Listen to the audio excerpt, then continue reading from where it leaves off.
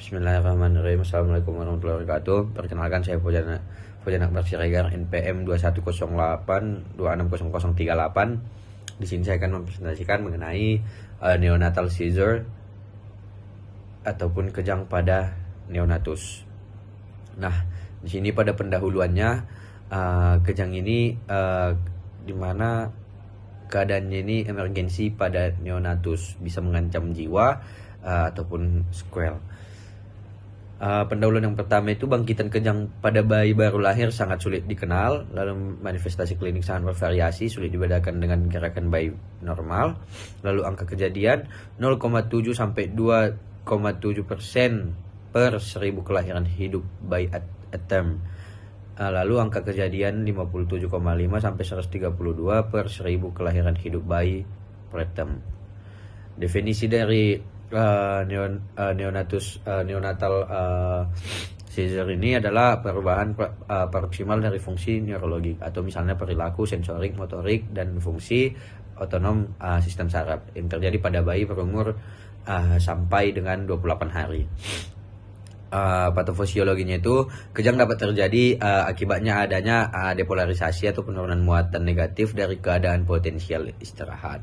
Lalu penyebab depolarisasi adalah ada yang pertama jumlah neurotransmitter eksitatori yang berlebihan, lalu berkurangnya neurotransmitter inhibisi, lalu gangguan pada pompa NAK-ATPase, lalu gangguan pada membran sel neuron. Nah, etiologinya itu ada kelainan pada SSP, lalu ada kelainan sistemik yang berpengaruh pada SSP, lalu ada yang idiopatik.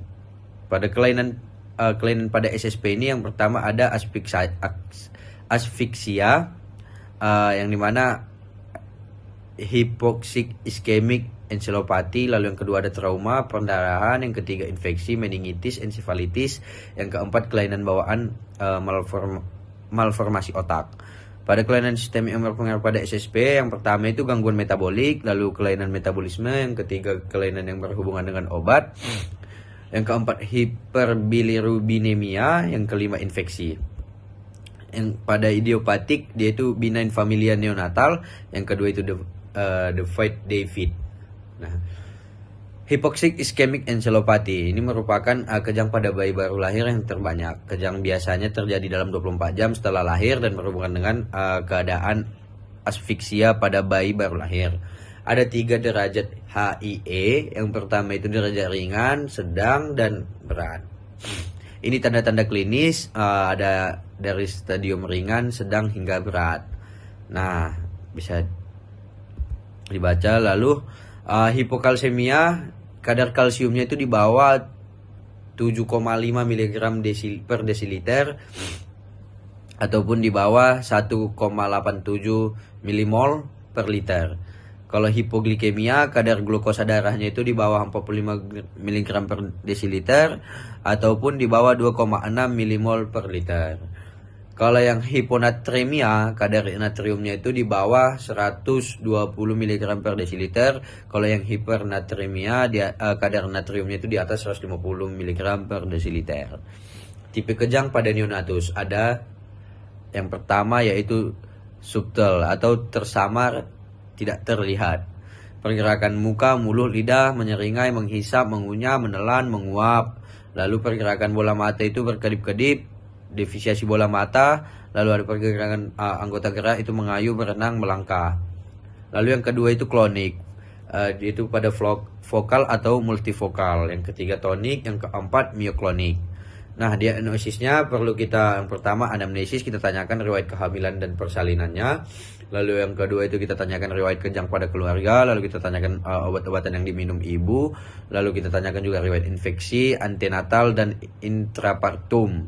Lalu kita tanyakan juga afiksia, lalu kita tanyakan juga trauma pada kelahiran.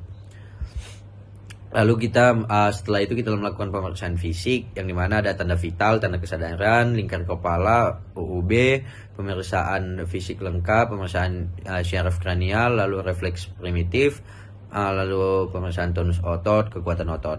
Yang ketiga kita lakukan pemeriksaan penunjang, pemeriksaan darah, elektrolit, dan metabolik, lalu fungsi lumbal, screening sepsis, kultur darah, pemeriksaan torch, Yang keempat itu ada USG kepala, CT scan kepala, dan EEG. Penata laksanaannya kita kasih obat anti kejang. Terapi standarnya itu yang lini pertama kita kasih phenobarbital, lalu yang lini kedua itu phenytoin, yang ketiga itu midazolam. Nah, prognosisnya tergantung dari etiologi penyebab, tergantung etiologinya. Kalau yang HIE sedang hingga berat, prognosisnya untuk meninggal kemungkinan 50%. Kalau untuk kecacatan 25%, kalau untuk normal 25%. Lalu kalau etiologinya bayi kurang bulan, kalau yang meninggal itu 58%, kecacatan 23%, dan normal 18%. Kalau etiologinya meningitis, kemungkinan meninggal 20%, lalu kemungkinan cacat 40%, dan kemungkinan normal 40%. Kalau etiologinya itu malformasi otak, kemungkinan meninggal 60%, kemungkinan cacat 40%, ketika kemungkinan normalnya tidak diketahui. Kalau yang etiologinya hipokalsemia, kemungkinan meninggalnya tidak ada, cacatnya tidak ada, normalnya 50-100%. Kalau etiologinya hipoglikemi, kemungkinan meninggalnya tidak ada, kemungkinan cacat 50%, dan kemungkinan normalnya 50%. Mungkin sekian dari presentasi saya. Kurang lebihnya saya mohon maaf. Kepada Allah saya mohon ampun. Assalamualaikum warahmatullahi wabarakatuh.